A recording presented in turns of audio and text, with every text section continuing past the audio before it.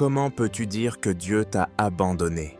En effet, un père peut-il abandonner son fils ou sa fille alors qu'il l'a engendré?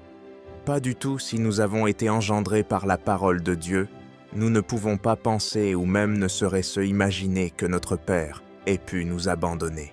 Et si nous sommes devenus des enfants de Dieu, nous savons aussi que notre Père a prévu de nous donner un héritage qui n'est pas terrestre. En effet, cet héritage, c'est le royaume de Dieu, et il n'a vraiment rien à comparer avec ce que le monde peut nous offrir. Et ce qui démontre qu'il nous a bien donné son royaume en héritage, c'est la présence du Saint-Esprit dans nos cœurs. Et il faut savoir que si nous passons actuellement dans un désert, c'est normal. D'ailleurs, Jésus-Christ nous avait prévenu que si nous désirons hériter du royaume de Dieu, nous avons besoin dans ce cas d'accepter de passer par des épreuves. Et la raison vient de ce que nous ne sommes plus de ce monde. Et comme nous n'avons plus rien de commun avec ce monde, il nous hait parce que nous représentons Jésus-Christ. Et pour le représenter, il ne faut pas avoir honte de rendre témoignage que nous appartenons à Jésus-Christ. Comme le peuple d'Israël qui a été éprouvé dans le désert avant de pouvoir entrer en Canaan, ou encore Jésus-Christ qui a lui aussi, bien qu'il soit le Fils de Dieu, passé dans le désert afin de nous montrer le chemin qui mène au Père. Et en tant que des enfants de Dieu, notre foi doit être éprouvée, ceci afin de pouvoir entrer dans son royaume. En effet, l'Évangile nous explique que Dieu permet que notre foi soit façonnée au travers des épreuves, dans le but de nous emmener à ressembler de plus en plus à son Fils, car c'est la foi qui nous permet d'entrer dans le royaume de Dieu. Et pour cela, il faut être comme le sarment qui a été greffé au cep, jusqu'à ne faire plus qu'un avec lui. En effet, c'est en ne faisant qu'un avec Jésus-Christ que nous pouvons acquérir le salut. Parce que ce que Dieu désire, c'est que nous puissions tous manger en tête à tête avec lui dans son royaume. Donc, les légères afflictions auxquelles nous faisons face ne sont rien à comparer à l'héritage qu'il veut nous donner. Mais est-ce que nous croyons à cela?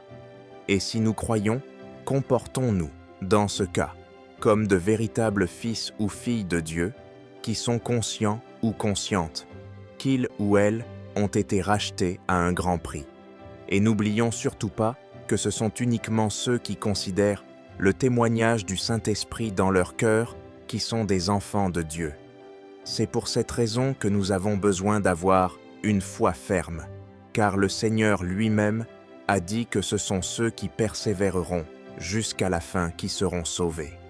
C'est pour cela qu'il faut s'encourager mutuellement à garder les yeux fixés sur le rémunérateur de notre foi, qui est Jésus, le Christ, le Fils de Dieu, venu en chair. Et un point très important qu'il ne faut pas négliger, c'est de fermer ses oreilles à tous ces vents de doctrine qui sont contraires à la saine doctrine et qui veulent nous troubler, le but étant bien sûr d'ébranler notre foi. Fermons en effet nos cœurs à toutes ces doctrines étrangères qui foisonnent aujourd'hui. C'est Jésus, le Christ, que le Père a envoyé pour devenir la victime expiatoire qui nous sauve aujourd'hui. Donc, ne faisons pas l'erreur, comme beaucoup, qui ont oublié que c'est grâce à son sang qu'ils peuvent être pardonnés de leurs péchés. C'est en effet ce sang qui efface leurs iniquités. Et c'est aussi cette foi qui nous permet de venir avec assurance devant le trône du Père, animé de cette conviction qu'il entend nos prières et qu'il donnera ce que nous lui demandons, et cela parce que nous le faisons au nom de Jésus-Christ, qui est celui qui est devenu notre Seigneur. Et comme nous croyons au Fils bien-aimé, en qui Dieu a mis toute sa joie, tout son amour, qui est Dieu le Père, il nous reçoit dans sa présence. Et est-ce que le désir d'un père n'est pas de faire du bien à son enfant? Donc, si nous avons la foi, glorifions notre Père au nom de notre Seigneur Jésus-Christ, qui était mort et que le Père a ressuscité. Parce que nous savons qu'il entend nos prières. C'est bien Jésus-Christ qui a reçu toute autorité de la part de son Père pour sauver et non pour détruire, pour guérir et non pour perdre, pour ceux par contre qui reconnaissent qu'ils sont malades.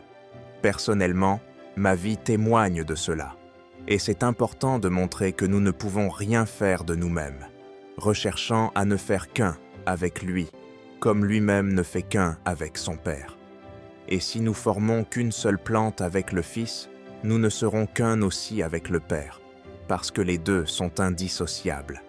Lorsque nous croyons dans le Fils, nous sommes aussi en communion avec le Père. Donc arrêtez de vous laisser troubler. Si vous parlez avec le Fils, vous êtes aussi en communion avec le Père, parce que c'est lui qui l'a envoyé. Il est notre ambassadeur, comme nous sommes appelés nous aussi à être des ambassadeurs. C'est pour cette raison qu'il nous a demandé d'être un, parce qu'ils sont un, et cela, bien qu'ils soient des personnes bien distinctes l'un de l'autre.